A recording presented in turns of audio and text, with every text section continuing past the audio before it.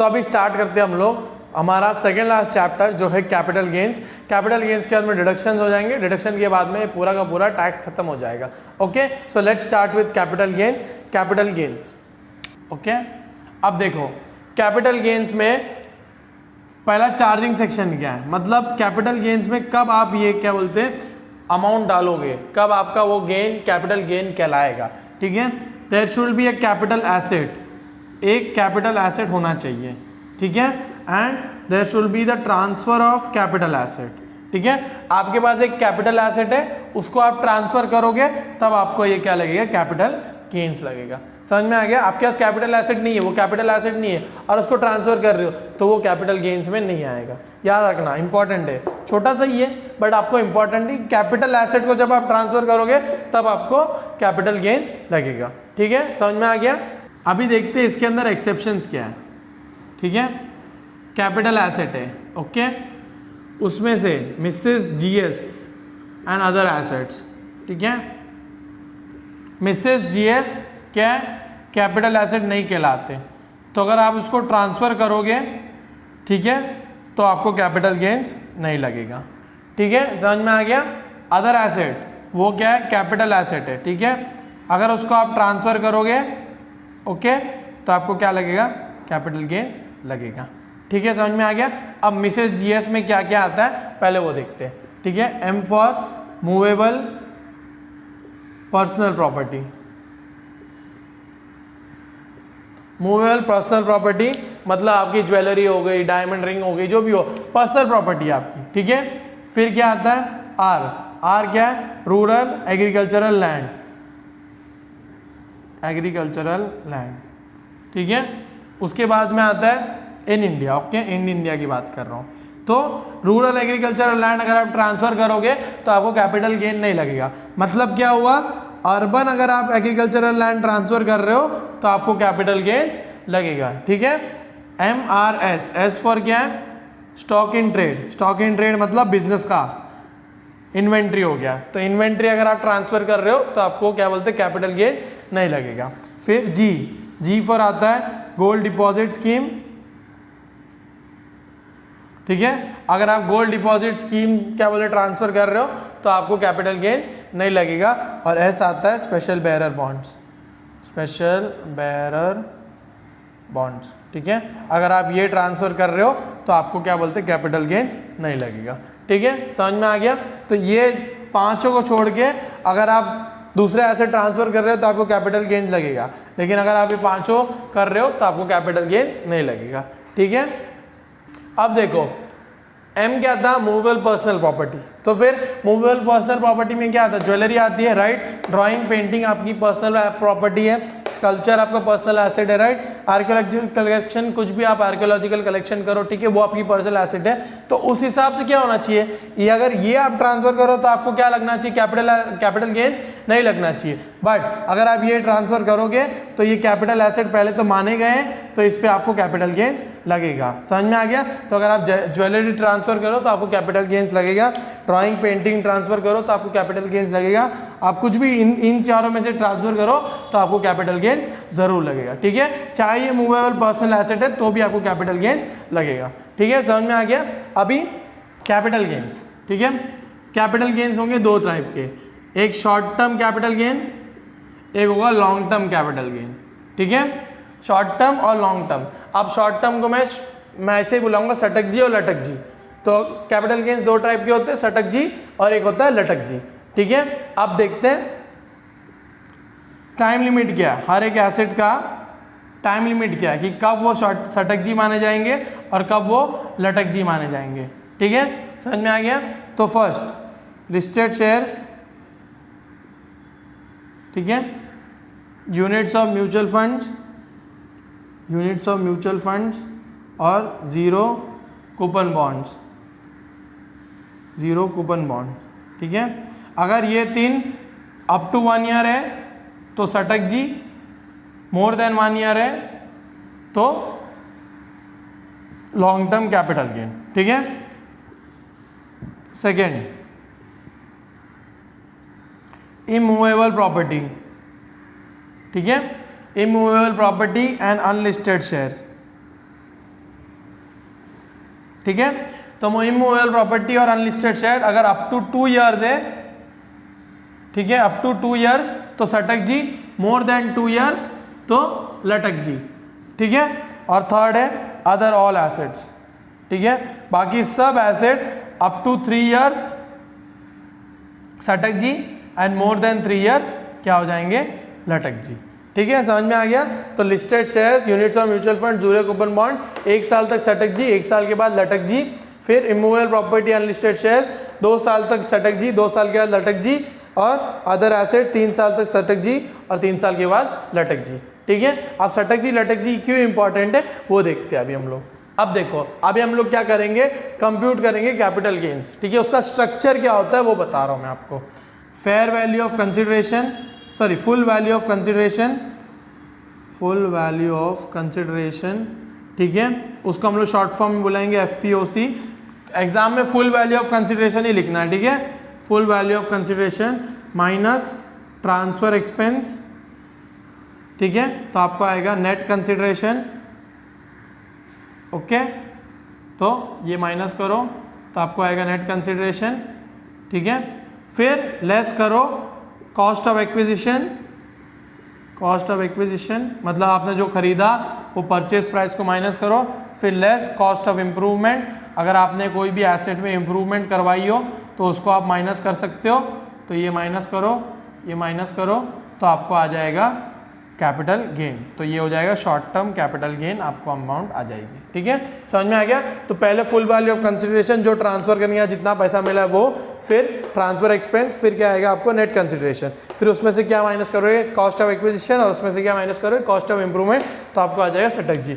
इसको मैं short form में बुलाऊंगा कौवा, इसको मैं बुलाऊंगा कौवी, ठीक है, COI, ठीक है। अभी लटक जी में देखते हैं तो FVOC सिमिलर रहेगा, लेस ट्रांसफर एक्सपेंस, ठीक है, और आपको आएगा नेट कंसिडरेशन। इतना तक सिमिलर है दोनों में, ठीक है। लटक जी तक सिटक जी और लटक जी में सेम है। अब लटक जी में आपको इंडेक्सेशन करने को मिलेगा, तो इंडेक्स्ड कॉस्ट ऑफ एक्विजिशन आपको माइनस करना है, less indexed cost of improvement आप माइनस कर सकते हो, फिर आपको आएगा लटक जी। तो minus index cost of acquisition, index cost of improvement, तो आपको लटक जी आएगा, ठीक है। समझ में आया। इंडेक्सेशन का आपको वैल्यू दिया होगा। इंडेक्सेशन मतलब आपको उस क्या बोलते हैं ईयर का आपको अमाउंट बनाना है।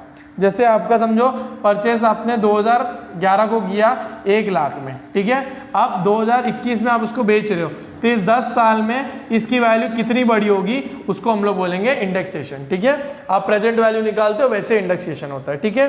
तो आपको वैल्यू दी होगी कि इस साल का इंडेक्सेशन है 201 पॉइंट, इधर का था 100 पॉइंट, तो आपको समझो 1 लाख इंटू 201 डिवाइड बाय 100। अभी मैं फॉर्मूला बताऊंगा कैसे होगा इंडेक्स कॉस्ट ऑफ एक्विजिशन, ठीक है।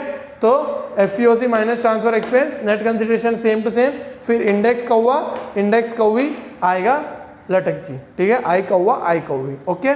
अभी देखते हैं आई कौवा और आई कौवी का फॉर्मूला क्या है। आई कौवा इंडेक्स कॉस्ट ऑफ एक्विजिशन, ठीक है। तो cost of acquisition into year of transfer upon year of purchase, ठीक है। उसका आपको क्या लेना है, इंडेक्स लेना है, ठीक है। ईयर नहीं लिखना है आपको। क्वेश्चन में आपको दिया रहेगा 2011 का इंडेक्स था 132, 2022 का इंडेक्स है 240, ठीक है। तो आपको क्या करना है, और आपका कॉस्ट ऑफ एक्विजिशन समझो 1 लाख है, तो अभी फॉर्मूला में क्या आएगा, cost of acquisition into year of transfer. Year of transfer का इंडेक्स कितना है 240, ईयर ऑफ परचेज का इंडेक्स कितना है 132। तो जो भी वैल्यू आएगा वो यहाँ पर लिखोगे, ठीक है। समझ में आ गया। तो आई का फॉर्मूला क्या है, cost of acquisition into year of transfer upon year of purchase.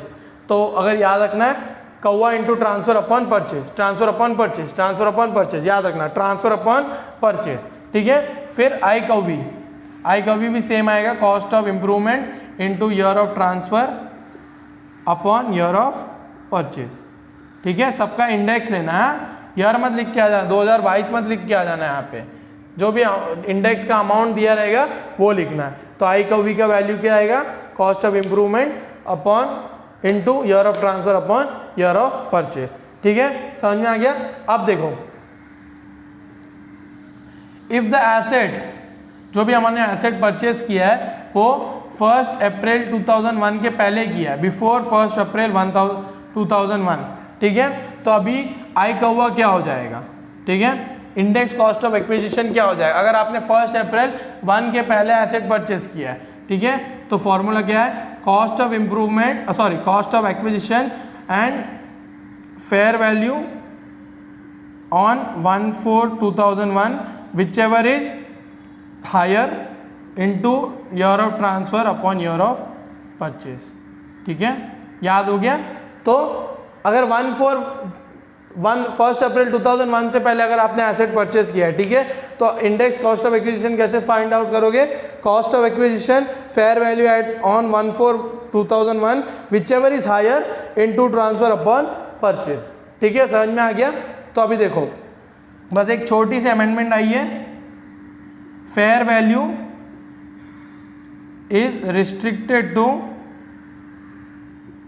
Stamp duty value, ठीक है। तो अभी समझो कॉस्ट ऑफ एक्विजिशन आपका था 1 लाख रुपया, ठीक है, आपने 1 अप्रैल पहले किया, मतलब आपने 31/3/1999 को किया, ठीक है, आपने परचेज किया, तो आपको कॉस्ट ऑफ एक्विजिशन था क्या बोलते 1 लाख।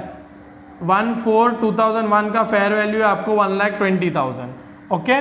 लेकिन इसी दिन का स्टैंडर्ड स्टैम्प ड्यूटी वैल्यू कितना है, स्टैम्प ड्यूटी वैल्यू है 1,10,000, ठीक है। तो आपका फॉर्मूला में क्या आएगा, कॉस्ट ऑफ एक्विजिशन और फेयर वैल्यू ऑन 1/4/2001। 1/4/2001 में फेयर वैल्यू कितनी है 1,20,000, बट क्या अमेंडमेंट क्या है, is restricted to stamp duty value. तो स्टैम्प ड्यूटी वैल्यू कितनी है 1,10,000, तो 1,10,000 whichever is higher into transfer index upon purchase index, ठीक है। तो इधर क्या आ जाएगा 1,10,000 आ जाएगा, ठीक है, समझ में आ गया। तो ये था पूरा का पूरा इसका मतलब, अगर आपने एसेट 1/4/2001 के पहले खरीदा है तो आपको cost of acquisition fair value on whichever is higher into transfer upon purchase, ठीक है। और अगर आपने इम्प्रूवमेंट 1/4/2001 के पहले किए तो आपको क्या आएगा, नील आएगा, ठीक है। तो आप उसमें कुछ इंडेक्सेशन नहीं कर सकते, ठीक है। तो ये जो इम्प्रूवमेंट की है वो आपको इग्नोर करनी पड़ेगी। तो अगर आपने 1 अप्रैल 2001 के पहले कुछ भी आपने इम्प्रूवमेंट की है, ठीक है, तो समझो अगर आपने 1 अप्रैल में 50,000 की इम्प्रूवमेंट की, किसी में भी घर में इम्प्रूवमेंट की, ठीक है, तो यहाँ पर आप 0 लोगे, आप सॉरी यहाँ पर नहीं, यहाँ पर आप 0 लोगे, ठीक है, क्योंकि आपको ये चीज़ इग्नोर करनी है, इसको आपको माइनस करने नहीं मिलेगा, ठीक है, समझ में आ गया। तो ये था computation of capital gain, FEOC minus transfer expense, net consideration minus कवा माइनस कवी, शॉर्ट टर्म कैपिटल गेन, लटक जी। लटक जी में क्या आएगा, index cost of acquisition, index cost of improvement, तो आपको आएगा लटक जी, ठीक है। आप आई कौवा इंडेक्स कॉस्ट ऑफ एक्विजिशन कैसे फाइंड करोगे, कौवा into year of transfer upon year of purchase, कौवी into year of transfer upon year of purchase. लेकिन अगर आपने एसेट 1/4/2001 के पहले परचेज किया है तो कौवा fair value whichever is higher into transfer upon purchase, fair value is restricted to stamp duty value and अगर आपने इंप्रूवमेंट 1 अप्रैल 2001 से पहले किए तो आपका क्या हो जाएगा, नील आ जाएगा, ठीक है, उसको आपको इग्नोर करना पड़ेगा, ठीक है, समझ में आ गया। अभी हम लोग देखते हैं आगे, ठीक है। अब देखते हैं डेफिनेशन ऑफ ट्रांसफर, ठीक है। ट्रांसफर में क्या बोलते हैं, अपने रूल में कौन कौन से ट्रांसफर को अलाउ किया है, SEREC, C1 C2, इसका शॉर्ट फॉर्म क्या है, सरक तू, क्या आएगा, सरक तू, ठीक है। S फॉर क्या है, सेल ऑफ कैपिटल एसेट, ठीक है। सेकेंड है एक्सचेंज ऑफ कैपिटल एसेट, ठीक है। थर्ड क्या है, renunciation of capital asset. Fourth क्या है, extinguishment of right in capital asset, extinguishment of capital asset. C1 क्या है, compulsory acquisition of capital asset by government and ये conversion of capital asset into stock in trade, ठीक है, समझ में आ गया। तो रूल के हिसाब से ये सब आपको क्या, अगर ये सब किया तो आपको क्या बोलेगा, ट्रांसफर हो जाएगा, ठीक है, वो समझ में आ जाएगा ट्रांसफर। तो अगर आपने सेल किया तो वो ट्रांसफर कहलाएगा, एक्सचेंज किया ट्रांसफर कहलाएगा, रिनाउंसिएशन ट्रांसफर, एक्सटिंग्विशमेंट किया तो ट्रांसफर, कंपल्सरी एक्विजिशन और कन्वर्जन किया तो भी वो क्या कहलाएगा, ट्रांसफर, ठीक है। तो अभी हम लोग देखते हैं इसके क्या इसमें हमें ये देखना है कि इसकी फेयर वैल्यू ऑफ कंसिडरेशन क्या लेनी है। जब आप सेल करोगे तो आपको कंसिडरेशन कौन सा अमाउंट लेना है, ठीक है, समझ में आ गया। तो अभी हम लोग धीरे धीरे देखते हैं। तो एस फर्स्ट क्या एस, तो सेल ऑफ कैपिटल एसेट, तो इसमें आपको एफईओसी क्या लेना है, ओके, एफईओसी लेना है आपको सेलिंग प्राइस, ठीक है। तो जिस प्राइस में आप सेल कर रहे हो उसमें आपको क्या लेना है, एफईओसी क्या लेना है, सेलिंग प्राइस, ठीक है, समझ में आ गया। ई क्या है, E for exchange of capital asset, ठीक है, एक्सचेंज ऑफ कैपिटल एसेट मतलब एक कैपिटल एसेट देके दूसरा कैपिटल एसेट अपने लिया, ठीक है, तो उस टाइम आपको एफईओसी क्या लिखना है, ठीक है, तो fair market value of asset acquired, ठीक है। तो अगर समझो आपने फोन के बदले लैपटॉप लिया, ठीक है, तो आप अपने क्या बोलते हैं कैपिटल गेन्स में क्या लिखोगे, एफईओसी में आप लिखोगे fair market value of asset acquired. Acquired कौन सा किया आपने, लैपटॉप, तो लैपटॉप का जो भी फेयर मार्केट वैल्यू होगा वो आप लिखोगे, ठीक है, समझ में आ गया। फिर आर, आर फॉर क्या, renunciated, renunciation of capital asset. Renunciation का मतलब क्या है, लेट्स से आपके पास कोई कंपनी के शेयर्स है, ठीक है, और कंपनी ने राइट इशू किए, राइट शेयर इशू किए, ठीक है, लेकिन आपने राइट शेयर खुद एक्सेप्ट नहीं किए, किसी और को दे दिए, ठीक है। समझो आप मिस्टर एक्स हो, ठीक है, और एक मिस्टर वाई को आपने अपने शेयर्स का राइट रिनाउंस कर दिया, ठीक है, इसको बोलेंगे रिनाउंसिएशन। मतलब आपने खुद ने एक्सेप्ट नहीं किया वो राइट शेयर, बट किसी को और दे दिया वो राइट, तो उसको क्या बोलेंगे, रिनाउंसिएशन। तो इस टाइम जब रिनाउंसिएशन करोगे तब आपको क्या लिखना है, एफईओसी में आपका फेयर वैल्यू ऑफ कंसिडरेशन क्या आएगा, रिनाउंशिएटेड प्राइस, जो आपको वाई वापस देगा ना, ये शेयर आपने उसको दिया तो इसके बदले वाई तो आपको कंसिडरेशन देगा, तो वो क्या कहलाता है, रिनाउंशिएटेड प्राइस। तो वो रिनाउंशिएटेड प्राइस आप फेयर वैल्यू ऑफ कंसिडरेशन में लिखोगे, ठीक है, समझ में आ गया। फेयर वैल्यू ऑफ कंसिडरेशन जो स्टार्टिंग हम लोगों ने दिया था सटक जी में, FEOC fair value of consideration minus transfer expenses minus फिर आएगा नेट कंसिडरेशन, फिर कौवा कौवी, ठीक है, समझ में आ गया। अब फिर देखते extinguishment of rights in capital asset, extinguishment of rights in capital asset, ठीक है। तो अभी देखो इसमें केस 1 क्या है, अगर एक पार्टनर ने फर्म को एसेट दिया, transfer of capital asset by partner to a partnership firm, ठीक है, तो अगर और केस 2 क्या उल्टा हो जाएगा, transfer of capital asset by partnership firm to partner, ठीक है, समझ में आ गया। तो extinguishment of right in capital asset मतलब आपने अपना एसेट पार्टनरशिप फर्म के नाम पे कर दिया, तो आपने उसमें क्या अपनी राइट को एक्सटिंग्विश कर दिया, ठीक है। तब आप फर्स्ट वाला क्या है, मैं पार्टनर हूँ, मैंने अपने पार्टनरशिप फर्म को मेरा एसेट दे दिया, ठीक है, तब पार्टनरशिप फर्म किस नाम पे क्या बोलते हैं, फेयर वैल्यू ऑफ कंसिडरेशन लिखेगा, value recorded in books of firm, ठीक है।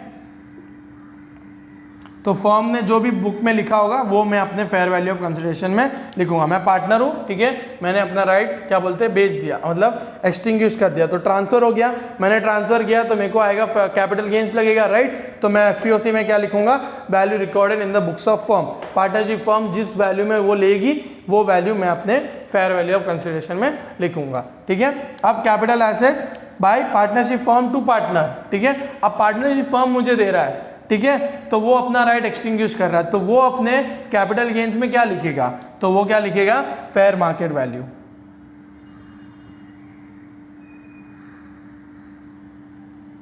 ठीक है। तो जो भी एसेट वो मुझे दे रहा है उसका वो फेयर मार्केट वैल्यू अपने उसमें कैपिटल गेन्स में लिखेगा, कैपिटल गेन्स में एफईओसी में लिखेगा, ठीक है, समझ में आ गया। अभी नेक्स्ट SECRE सी का 1 क्या है, compulsory acquisition by government, compulsory acquisition by government, ठीक है।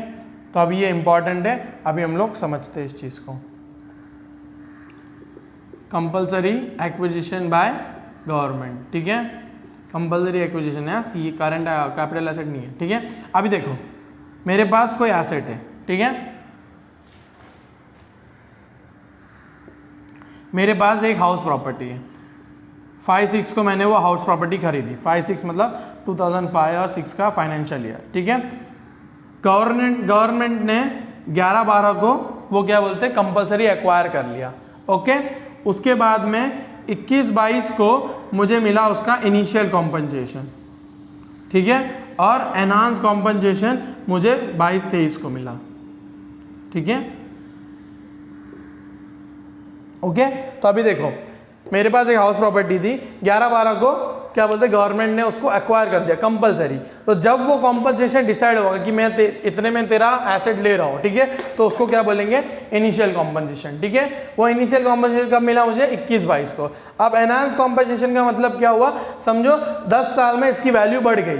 तो समझो अगर आपको बोला कि मैं 10 लाख रुपए में तेरे को ये घर खरीद रहा हूँ, लेकिन 21-22 आया तब मालूम पड़ा इस घर की वैल्यू थी 20 लाख, ठीक है। तो गवर्नमेंट ने बोला उसने बोला मैं 5 लाख तुझे और दूंगा, ठीक है। तो 5 लाख क्या हो जाएगी एनहांस कॉम्पनसेशन, ठीक है। जब ये घर ले रहा है तब उसने बोला कि 10 लाख दूंगा मैं तेरे को, लेकिन उसके बाद में 10 साल बाद मालूम पड़ा, मतलब जैसे जैसे ईयर्स आए तो उसको मालूम पड़ा कि वैल्यू तो और बढ़ गई, तो उसने 5 लाख रुपया और दिया, तो वो और दिया उसको क्या बोलेंगे एनहांस कॉम्पनसेशन, ठीक है। तो यहाँ पे 2 कॉम्पनसेशन मिल रहा है, एक इनिशियल एक एनहांस। अब FEOC में क्या लिखना है वो इंपॉर्टेंट है, ठीक है, समझ में आ गया। अब देखो यहाँ पर ट्रांसफर कब हुआ, हमेशा जब हम लोग ट्रांसफर कर रहे हैं, ठीक है, तभी वो हमारा ईयर ऑफ टैक्स है, राइट। जिस साल हम लोगों ने ट्रांसफर किया उसी साल हम लोग उसका टैक्स निकालते, कैपिटल गेन्स निकालते, राइट। तो यहाँ पे ट्रांसफर कब किया हम लोग ने, क्या बोलते 11-12 को, राइट। तो ये ट्रांसफर किया तो हम लोग 11-12 के टाइम पे कैपिटल गेन्स निकालना चाहिए, राइट, सही। लेकिन इसमें याद रखना कि year of tax is equal to year of receipt, मतलब जिस साल हमको पैसा मिल रहा है 21-22 को पैसा मिल रहा है तभी हम लोग को कैपिटल गेन्स कंप्यूट करना है, ओके, समझ में आ गया। हमको 11-12 को कंप्यूट नहीं करना है कैपिटल गेन, हमको कब कंप्यूट करना है जब हमको ईयर ऑफ रिसीव, मतलब जब हमको इनिशियल कॉम्पनसेशन मिला। तो याद रखना, तो C1 में year of tax is equal to year of receive, ठीक है। अभी आगे करते हैं, तो अभी देखो अब इनिशियल कॉम्पनसेशन की बात करते हैं। FEOC में क्या आएगा, जब इनिशियल कॉम्पनसेशन मिलेगा तब FEOC में क्या लिखोगे इनिशियल कॉम्पनसेशन, ठीक है, राइट, समझ गया। इनिशियल कॉम्पनसेशन जब मिलेगा तो FEOC में क्या लिखोगे इनिशियल कॉम्पनसेशन। लेट्स से आपको इनिशियल कॉम्पनसेशन इंस्टॉलमेंट्स में मिल रहा है, ठीक है, गवर्नमेंट आपको इंस्टॉलमेंट्स में दे रही है। पहला इंस्टॉलमेंट 1 लाख, फिर दूसरा इंस्टॉलमेंट 5 लाख, फिर 7 लाख, ठीक है। तो आपको इतना याद रखना है, अगर आपको इनिशियल कॉम्पनसेशन आपको इंस्टॉलमेंट्स में लिखना है तो भी आपको FEOC फुल अमाउंट लेनी है, ठीक है, समझ में आ गया। तो लेट से आपका पूरा कॉम्पनसेशन है, टोटल कॉम्पनसेशन आपको मिलना चाहिए 20 लाख रुपया, ठीक है। गवर्नमेंट ने डिसाइड किया कि 20 लाख रुपया मैं तुमको कॉम्पनसेशन दूंगा, ओके। और फर्स्ट इंस्टॉलमेंट में उसने दिया देखो 10 लाख, फिर सेकेंड इंस्टॉलमेंट में उसने दिया देखो 5 लाख, और थर्ड इंस्टॉलमेंट में उसने दिया 5 लाख, ओके। तो जब आप 21-22 को उसने 10 लाख रुपया दिया, राइट, ठीक है, इनिशियल कॉम्पनसेशन उसने 21-22 को दिया। तो जब आप कैपिटल गेन्स निकालोगे तब आप FEOC में 10 लाख नहीं लिखोगे, इनिशियल कॉम्पनसेशन फुल अमाउंट जितना कॉम्पनसेशन मिलने वाला है वो पूरा का पूरा, तो 20 लाख पे आप कैपिटल गेन्स निकालोगे। याद रखना इनिशियल कॉम्पनसेशन में आपको कौन सा अमाउंट लेना है, फुल अमाउंट लेना है, जितना आपको कॉम्पनसेशन मिलने वाला है पूरा, ठीक है। अब बात करते हैं एनहांस कॉम्पनसेशन की। एनहांस कॉम्पनसेशन में FEOC क्या लिखोगे, जो भी मिला एनहांस कॉम्पनसेशन वो पूरा, ठीक है। लेकिन अब देखो इसमें अगर आपको इंस्टॉलमेंट्स में मिल रहा है, ठीक है, अगर आपको एनहांस कॉम्पनसेशन इंस्टॉलमेंट्स में मिल रहा है तो आपको सिर्फ और सिर्फ इंस्टॉलमेंट अमाउंट लिखनी है, ठीक है, समझ में आ गया। लेट्स से आपको एनहांस कॉम्पनसेशन है 5 लाख टोटल, ठीक है। आपको गवर्नमेंट दिया पहले 1 लाख, फिर आपको दे रही है 2 लाख, ठीक है, उसके बाद में आपको दे रही है 3 लाख, 2 लाख, ठीक है। अब जब आप क्या बोलते हैं 22-23 को आपको कितना दिया उसने 1 लाख, गवर्नमेंट ने 1 लाख दिया, तो आप ये नहीं करोगे कि FEOC में पूरा 5 लाख नहीं लिखना, अभी एनहांस कॉम्पनसेशन के एफईओसी में आप सिर्फ 1 लाख लिखोगे और 1 लाख पे आप कैपिटल गेन्स निकालोगे, इतना याद रखना। एनहांस के टाइम पे अगर इंस्टॉलमेंट में दे रहा है तो इंस्टॉलमेंट अमाउंट, लेकिन अगर इनिशियल कॉम्पनसेशन के टाइम पे इंस्टॉलमेंट मिल रहा है तो आपको क्या लेना है, फुल अमाउंट, इंस्टॉलमेंट अमाउंट नहीं लेनी है। ठीक है, याद रह गया। तो ये था कंपलसरी एक्विजिशन बाय गवर्नमेंट। इसमें year of tax is equal to year of transfer नहीं, year of tax is equal to year of receipt. जिस साल आपको पैसा मिल रहा है उस साल आपको टैक्स कंप्यूट करना है, इस साल आपको टैक्स नहीं कंप्यूट करना है। ठीक है, समझ में आ गया। तो ये था C1। अब करते हैं C2, conversion of capital asset into stock in trade. Conversion of capital asset into stock in trade. ठीक है, मतलब आप कैपिटल एसेट को क्या कर रहे हो, कन्वर्ट कर रहे हो। लेट्स से आपने एक ज्वेलरी परचेज की, ठीक है, कितने तारीख को, 6/7 को। ठीक है, उसके बाद में आप इसको कन्वर्ट कर लेते हो, मतलब आपने अपना बिजनेस चालू किया तो इसको आपने कन्वर्ट कर दिया स्टॉक इन ट्रेड में, कब, 11/12 को। ठीक है, उसके बाद में 21/22 को आप ये स्टॉक सोल्ड कर देते हो। ठीक है, तो पहली बात तो इसमें भी ईयर ऑफ टैक्स कब आएगा, ईयर ऑफ टैक्स कब आएगा आपका, यहां पे आना चाहिए, क्योंकि यहां पे ट्रांसफर हुआ, राइट, कन्वर्जन हुआ आपका, तो यहां पे आना चाहिए, नहीं, इसमें भी ईयर ऑफ टैक्स क्या आ जाएगा, ईयर ऑफ रिसिप्ट। जिस टाइम आप उस चीज को बेचोगे, 21/22 को आप बेच रहे हो, तो तब आपको कैपिटल गेन्स कंप्यूट करना है। ठीक है, समझ में आ गया। तो year of tax is equal to year of receipt. ठीक है, समझ में आ गया। अब देखो इस अमाउंट पे आपको क्या लगेगा, कैपिटल गेन्स। ठीक है, और ये जो होगा वो किस में जाएगा, PGBP। ठीक है, समझ में आ गया। तो अभी ये समझो 21/22 को आपने सेल किया। ठीक है, तो 21/22 को आपको सेल किया तो FVOC क्या आएगा आपका, fair market value on the date of conversion. अब ये इंपॉर्टेंट है, सबसे इंपॉर्टेंट है ये। ठीक है, आप FVOC क्या लोगे, इसमें आपने बेच दिया, ठीक है, तो आप FVOC ये लेना चाहिए ना, जो कंसिडरेशन मिला वो लेना चाहिए आपको। इसको आपको बेच के समझो 1 लाख रुपया मिला, ठीक है, आपने ज्वेलरी बेच के 1 लाख रुपये कमाया, तो 1 लाख रुपया नहीं लेना आपको, इधर जो फेयर मार्केट वैल्यू होगी वो आपको FVOC लेना है। और ये कब लेना है, जब आप बेचोगे तब। समझ में आ गया आपको। तो 21/22 को आप कब का अमाउंट ले रहे हो, 11/12 का, FVOC में 11/12 का अमाउंट ले रहे हो। तो फेयर मार्केट वैल्यू लेट से यहाँ पे आपको 70,000 है। ठीक है, तो आप यहाँ पे लिखोगे FVOC 70,000 minus transfer expenses, net consideration है 70,000, फिर लेस कौवा कौवी। ठीक है, समझ में आ गया, सटक जी लटक जी उसके बाद में आपको आ जाएगा। तो समझा क्या बोला मैंने, fair market value on the date of conversion, जिस टाइम कन्वर्ट हुआ है उस टाइम का आपको FVOC में फेयर मार्केट वैल्यू लिखना है। जिस टाइम बेचा वो किस में जाएगा, PGBP में जाएगा। ठीक है, ये जो पैसा आपको मिला 1 लाख रुपया वो किस में जाएगा, बिजनेस, क्योंकि 11/12 के बाद में तो आपने बिजनेस चालू कर दिया, तो ये जो इनकम मिलेगी वो किस में जाएगी, बिजनेस में जाएगी। लेकिन ये जो अमाउंट है ये क्या है, कैपिटल गेन से, यहाँ पे आपने कन्वर्ट किया तो यहाँ पे ट्रांसफर हो रहा है, तो जब ट्रांसफर हो रहा है तो यहाँ पे कैपिटल एसेट लग रहा है, तो यहाँ पर आपको कैपिटल गेन्स कंप्यूट करना है और उसका वैल्यू क्या लेना है, fair market value on the date of conversion. तो इसका भी ईयर ऑफ टैक्स क्या है, ईयर ऑफ रिसिप्ट। ठीक है, समझ में आ गया। तो C1 का भी क्या है, year of tax is equal to year of receipt, और C2 का भी क्या है, year of tax is equal to year of receipt. ठीक है, समझ में आ गया। तो ये था पूरा ट्रांसफर के बारे में कि FVOC क्या लेना है, सबसे इंपॉर्टेंट सिर्फ इसका है fair market value on the date of conversion. ठीक है, क्योंकि आपको याद नहीं रहेगा, आप ये अमाउंट लिख के आ जाओगे, जबकि आपको लिखना क्या है, ये अमाउंट। ठीक है, समझ में आ गया। तो ये था ट्रांसफर के बारे में। अभी मेन इंपॉर्टेंट, सबसे इंपॉर्टेंट, बहुत इंपॉर्टेंट है एग्जेम्पशंस। ठीक है, कैपिटल गेन्स में कौन कौन से एग्जेम्पशंस मिलने वाले वो पढ़ाऊंगा, उसके बाद में नॉर्मली ये चैप्टर खत्म हो जाएगा। अभी हम लोग स्टार्ट करेंगे, मेन इंपॉर्टेंट है exceptions, exemptions. Okay,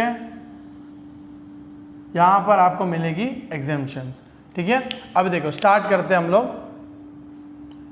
section amount, asset to be transferred, asset to be purchase, time limit, scheme of deposit, amount of exemption और लॉक इन पीरियड, ठीक है। LIP का मतलब है लॉक इन पीरियड, ठीक है। अब देखो इसका मतलब क्या हुआ, समझो आप एक इसमें एग्जेम्पशन कैसे मिलेगा, हम लोग फर्स्ट से समझते हैं, ठीक है। फर्स्ट क्या है, सेक्शन 54, ठीक है। ये किसके लिए एप्लीकेबल है, लॉन्ग टर्म, मतलब आप कुछ भी चीज़ कर रहे हो लॉन्ग टर्म कर रहे हो, और लॉन्ग टर्म किसमें, रेसिडेंशियल हाउस प्रॉपर्टी। तो रेसिडेंशियल हाउस प्रॉपर्टी क्या है, एक इमूवेबल एसेट है। तो इमूवेबल एसेट का क्या था, सटक जी 2 साल, लटक जी 2 साल के ऊपर, तो लॉन्ग टर्म मतलब 2 साल के ऊपर की बात कर रहे हैं, ठीक है। अब रेसिडेंशियल हाउस प्रॉपर्टी आप ट्रांसफर कर रहे हो, एक्सेप्ट SOPB। SOPB अगर आपको याद आएगा, हाउस प्रॉपर्टी में हम लोग ने बोला था कि SOP होता है सेल्फ ऑक्यूपाइड प्रॉपर्टी, जो बिजनेस का होता है, ठीक है। तो यहाँ पर हम लोग बिजनेस की बात नहीं कर रहे, हम लोग क्या बात कर रहे हैं, रेसिडेंशियल, मतलब आप जहाँ पर रह रहे हो, ठीक है। तो रेसिडेंशियल हाउस प्रॉपर्टी आप ट्रांसफर कर रहे हो, उसके बदले आप रेसिडेंशियल हाउस प्रॉपर्टी खरीद रहे हो, तब आपको क्या मिलेगा, एग्जेम्पशन मिलेगा, ठीक है। अब क्या एग्जेम्पशन मिलेगा, पहली बात टाइम लिमिट। टाइम लिमिट क्या होता है, 1B 1 year before, 2 year after, 3 year after, ठीक है। अब ये क्या होता है मैं आपको समझाते रहूंगा, ठीक है, मैं आपको प्रॉपर्ली समझाऊंगा। Scheme of deposit same, amount of exemption same, और लॉक इन पीरियड 3 साल। 3 साल तक आपको फिर 3 साल तक आपने जो अभी ये परचेज किया है, उसके बाद में अगर आपने एग्जेम्पशन लिया है, ठीक है, और अगर आपने ये परचेज जो हाउस प्रॉपर्टी परचेज किया वो 3 साल के अंदर बेच दिया, तो जो आपको एग्जेम्पशन मिला है वो वापस से रिवोक हो जाएगा, ठीक है। समझ में आ गया। तो 3 साल तक आपको ये हाउस प्रॉपर्टी में ही रहना पड़ेगा, ठीक है। तो फर्स्ट सेक्शन क्या था, सेक्शन 54, आपने कौन सा एसेट ट्रांसफर किया, रेसिडेंशियल हाउस प्रॉपर्टी, ठीक है। उसके बदले आप क्या खरीद रहे हो, रेसिडेंशियल हाउस प्रॉपर्टी, ठीक है। तो आपको एग्जेम्पशन मिलेगा। कितने साल तक लॉक इन होना चाहिए, लेकिन 3 साल तक। अगर आपने समझो आपने अभी एग्जेम्पशन ले लिया, ठीक है, और 2 साल के बाद में आपने ये एसेट बेच दिया, तो जो एग्जेम्पशन लिया है वो वापस से रिवोक हो जाएगा, ठीक है। तो हम लोग अभी समझेंगे ये क्या क्या होता है, वो मैं आपको प्रॉपर्ली समझाऊंगा। तो अभी आपको पहले याद रखना है कि अगर आपने रेसिडेंशियल हाउस प्रॉपर्टी बेच के रेसिडेंशियल हाउस प्रॉपर्टी खरीदा तो आपको एग्जेम्पशन मिलेगा, ठीक है। सेकंड क्या है, सेक्शन 54B, शॉर्ट टर्म के लिए भी है और लॉन्ग टर्म के लिए भी है, ठीक है। उसमें क्या है, agricultural land in urban area आपने ट्रांसफर किया है। कौन सा एसेट ट्रांसफर किया, एग्रीकल्चरल लैंड, कहाँ पर है वो, अर्बन एरिया में। और क्या परचेस किया है, agricultural land in any area, ठीक है, तो आपको एग्जेम्पशन मिलेगा। समझ में आया।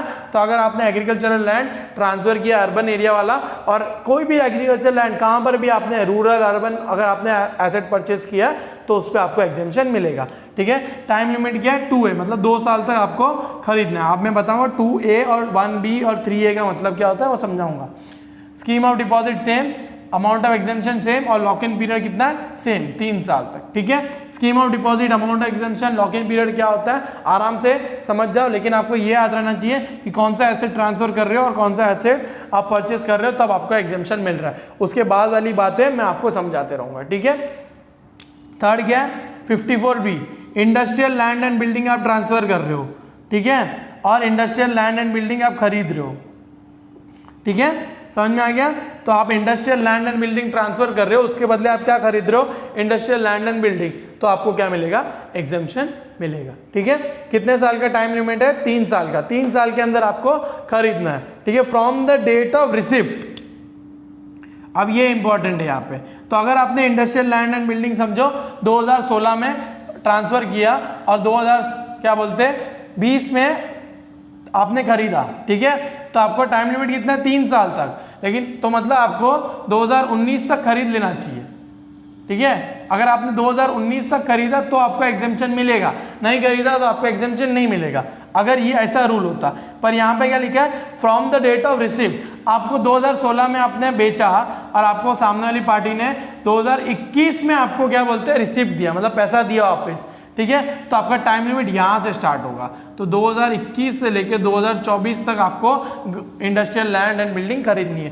तो अगर आपने 2020 में खरीद लिया तो आपको एग्जेम्पशन मिलेगा, ठीक है। From the date of receipt का मतलब समझ में आया। अगर आपने 16 में खरीदा है तो अगर आपका ये नहीं होता, सिर्फ 3A होता, तो आपको 2019 तक खरीद लेना है। लेकिन अगर ये है from the date of receipt, तो अगर समझो अगर 21 में आपको रिसिप्ट मिला, 21 में आपको पैसा वापस मिला, तो आपका टाइम लिमिट वहां से चालू होगा, तो 2021 से लेके 2024, ठीक है, समझ में आ गया।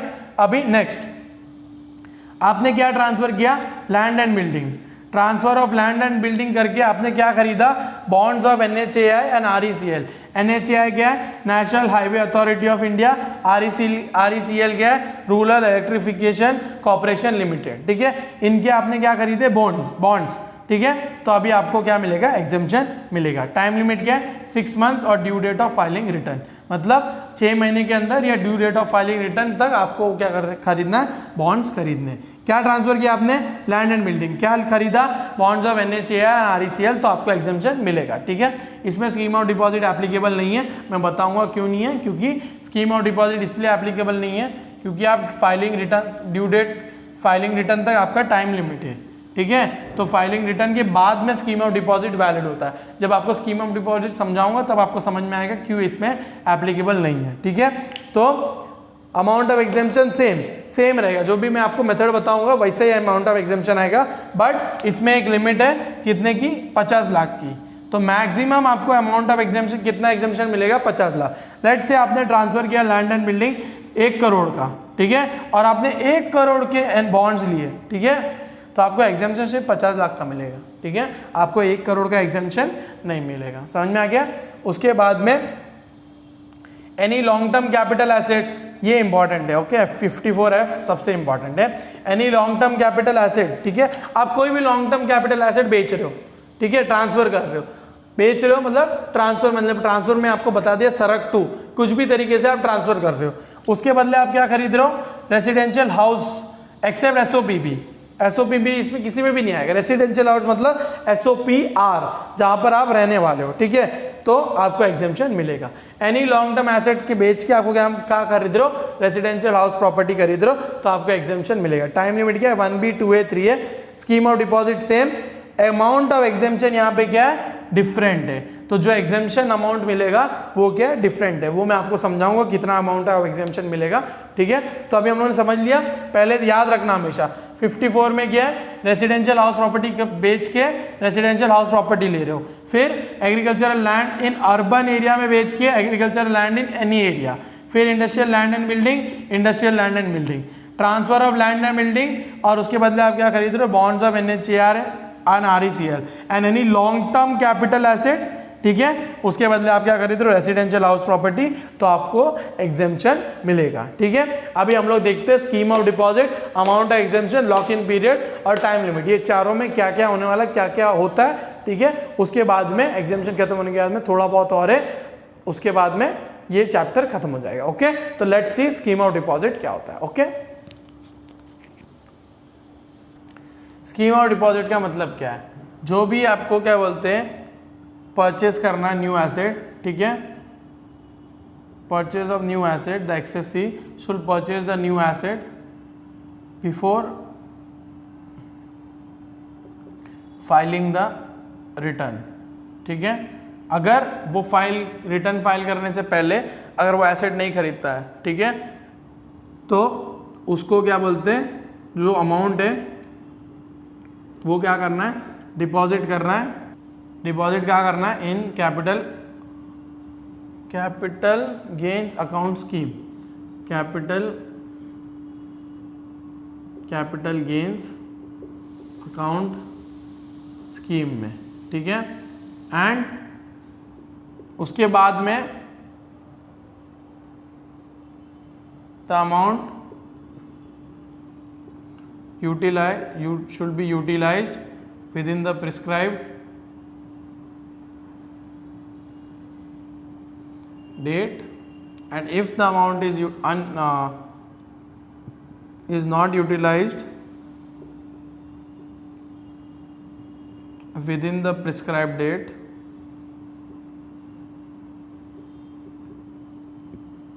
or misutilized,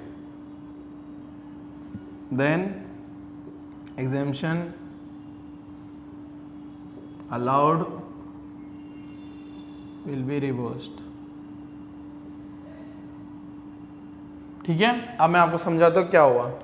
scheme of deposit मतलब क्या, आपको परचेस करना है asset before filing the return. ठीक है, समझो आपने ट्रांसफर किया 2012 को, ठीक है, तो आपको 2012 के फाइलिंग रिटर्न फाइल करने से पहले आपको क्या बोलते हैं, एक नया एसेट खरीदना है। ठीक है, लेकिन अगर आप नहीं खरीद पाओ, ठीक है। तो जो भी अमाउंट आपको क्या बोलते हैं एसेट खरीदने के लिए चाहिए, ठीक है, तो वो आप यहाँ पे कहाँ पे आप डिपॉजिट कर दो, deposit in capital gains account scheme में, ठीक है। समझ में आ गया। तो आपको एसेट क्या करना है, खरीदना है फाइलिंग रिटर्न फाइल करने से पहले। लेकिन अगर आप एसेट नहीं खरीद पाओ तो उसको वो अमाउंट को कहाँ डिपॉजिट कर दो, कैपिटल गेन्स अकाउंट स्कीम में, ठीक है। तो आपको उस साल क्या मिल जाएगा, एग्जेम्पशन मिल जाएगा, ठीक है। समझना, तब आपको एग्जेम्पशन मिल जाएगा, ठीक है। और वो जो भी अमाउंट है आपको प्रिस्क्राइब डेट में यूटिलाइज करनी है। प्रिस्क्राइब डेट मतलब क्या, 1B 2A 3A, ठीक है। इन ये क्या बोलते हैं प्रिस्क्राइब डेट के पहले आपको यूटिलाइज करना है। अगर आपने वो अमाउंट यूटिलाइज नहीं किया टाइम के अंदर, या आप क्या बोलते हैं मिस यूटिलाइज करो, किसी और चीज़ के लिए खरीद लिया, जैसे आपने रेसिडेंशियल हाउस प्रॉपर्टी बेचा तो आपको रेसिडेंशियल हाउस प्रॉपर्टी पे ही क्या बोलते हैं एग्जेम्पशन मिलने वाला है। लेकिन अगर आपने उसके बदले आपने इंडस्ट्रियल हाउस बिल्डिंग ले लिया, ठीक है, तो आपको एग्जेम्पशन नहीं मिलेगा, ठीक है।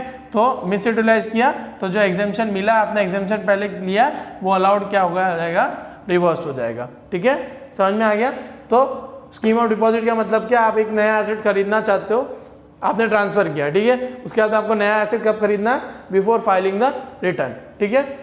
अगर आप वो नहीं कर पाते हो तो उस अमाउंट को कहाँ डिपॉजिट कर दो, कैपिटल गेन्स अकाउंट स्कीम में, ठीक है। और वो अमाउंट आपको प्रिस्क्राइब डेट में यूटिलाइज करनी है।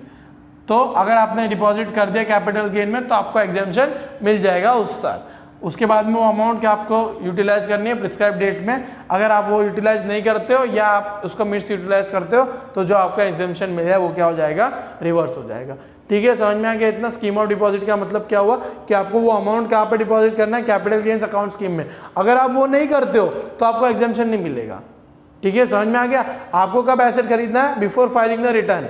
अगर आप नहीं खरीदते तो आपको वो amount capital gains account scheme में करना ही करना है, नहीं किए तो आपको एग्जेम्पशन मिलेगा, ठीक है। समझ में आ गया। अभी आगे करते हैं नोट 2।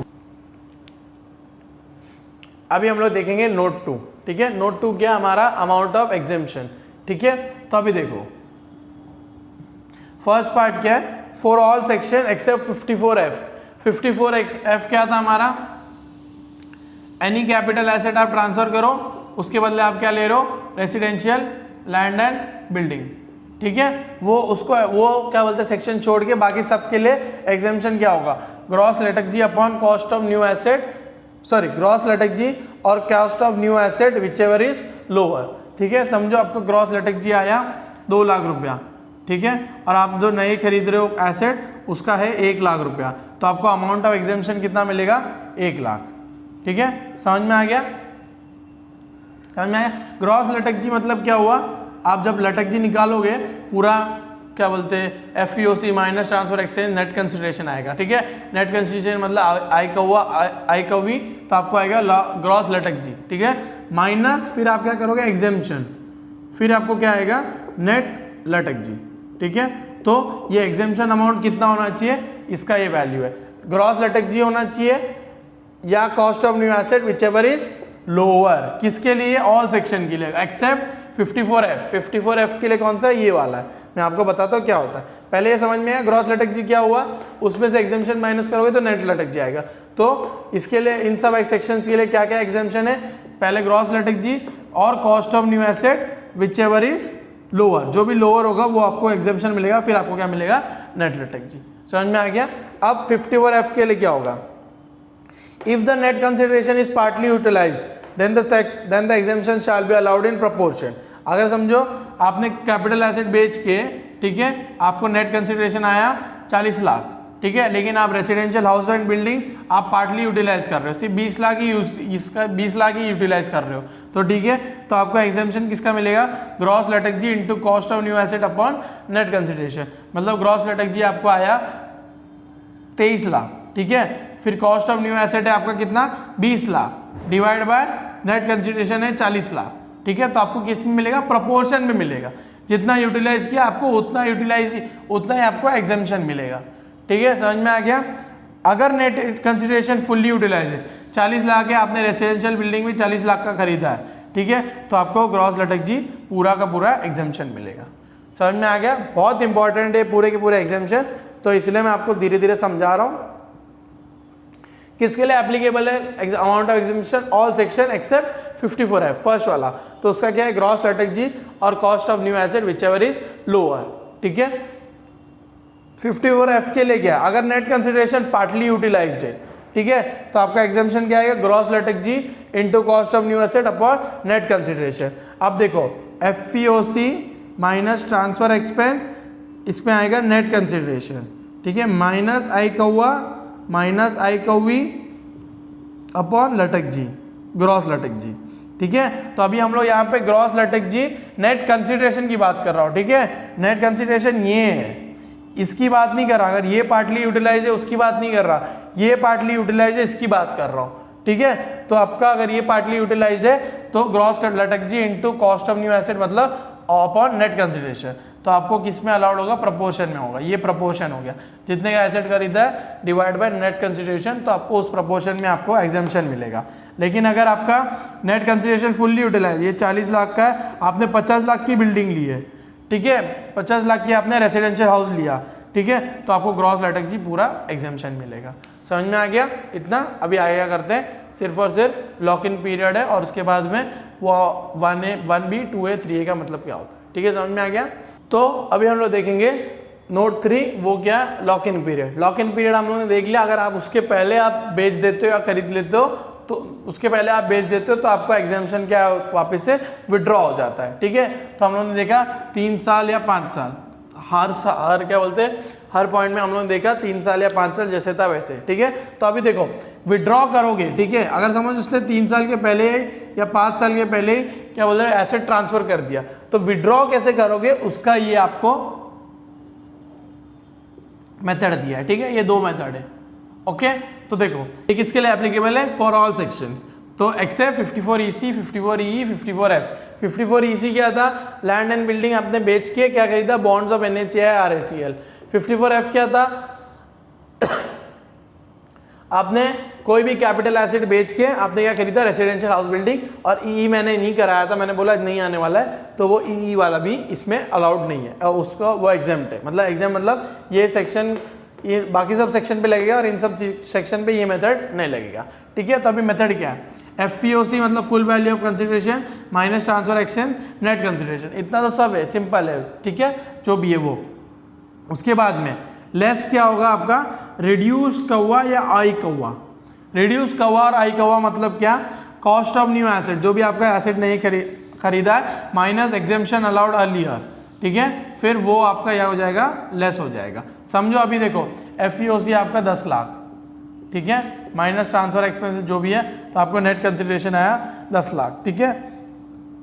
उसके बाद में आपने वो क्या बोलते हैं, आपको एग्जाम्पशन मिला था, वो आपने क्या बोलते हैं गलत कर दिया, तो आपका विड्रॉ हो रहा है। तो अभी विड्रॉ होगा तब क्या होगा, रिड्यूस कौवा होगा, राइट, रिड्यूस कौवा या आई कौवा जो भी है, शॉर्ट टर्म में तो कौवा, लॉन्ग टर्म में तो आई कौवा।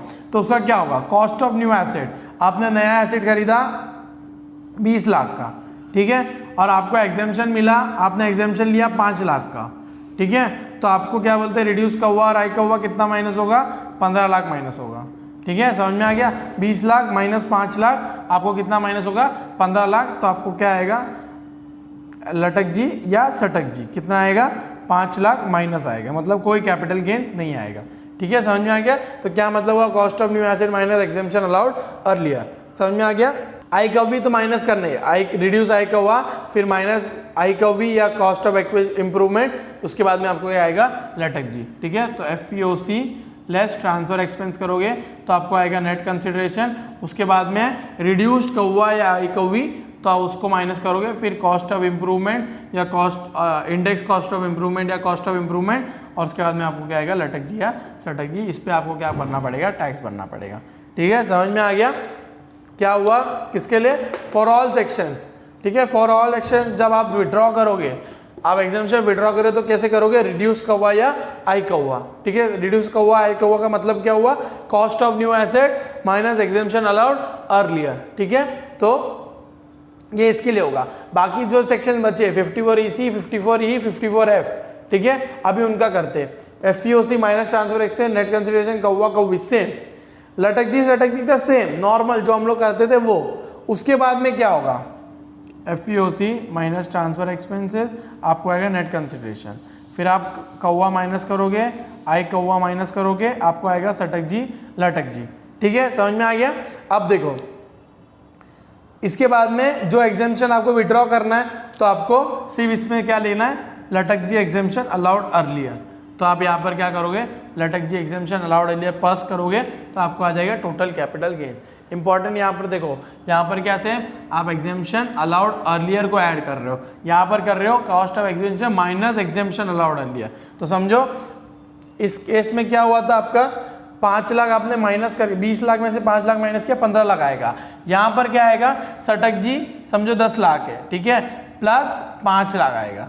ठीक है, जो एग्जाम्पशन आपने अलाउड किया वो यहाँ पे ऐड होगा। और यहाँ पर क्या हो रहा है, cost of new asset minus exemption allowed लिया, जो बचा वो यहाँ पर आ रहा है। समझ में आ रहा है, दिमाग लगा आराम से शांति से।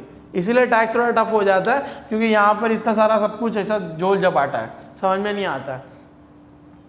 तो फॉर ऑल सेक्शंस क्या होगा, एक्सेप्ट 54EC 54E 54F, उसमें क्या होगा, रिड्यूस कौवा क्या होगा, cost of new asset minus exemption allowed earlier less कौवी फिर लटक जी सटक जी। ठीक है, आपका कब आ रहा है ये, रिड्यूस कौवा कौवी में आ रहा है। इसमें क्या हो रहा है, कौवा कौवी माइनस करने के बाद में सटक जी लटक जी आने के बाद में आप लटक जी एग्जाम्पशन अलाउड अर्लियर प्लस कर रहे हो। ठीक है, समझ में आ गया। 54EC 54EF में क्या एफ में क्या हो रहा है, ये सटक जी लटक जी के बाद में ऐड कर रहे हो। यहाँ पर आप रिड्यूस कौवा ही कर रहे हो, मतलब कौवा कौवी के टाइम पे ही कर रहे हो, लटक जी के बाद में नहीं कर रहे हो। समझ में आ गया क्या इंपॉर्टेंट था। तो ये कब है, अगर आप लॉक इन पीरियड के पहले आप ट्रांसफर कर देते हो तब आपका विड्रॉ हो जाएगा, क्या बोलते हैं एग्जाम्पशन। वो कैसे विड्रॉ होगा, वो उसके 2 तरीके, किस किस सेक्शन के लिए, ये 54EC 54E 54F के लिए नहीं है, और ये 54EC 54E 54F। ठीक है, ये बाकी सब सेक्शन के लिए, ये इन 3 सेक्शंस के लिए। ठीक है, समझ में आ गया। अभी हम लोग आगे करते स्पेशल केसेस, उसके बाद में कैपिटल गेन्स खत्म हो जाएगा। ठीक है, समझ में आ गया। तो उसके पहले मैं आपको बता देता हूँ 1B 2A और 3A का मतलब क्या है। ठीक है, तो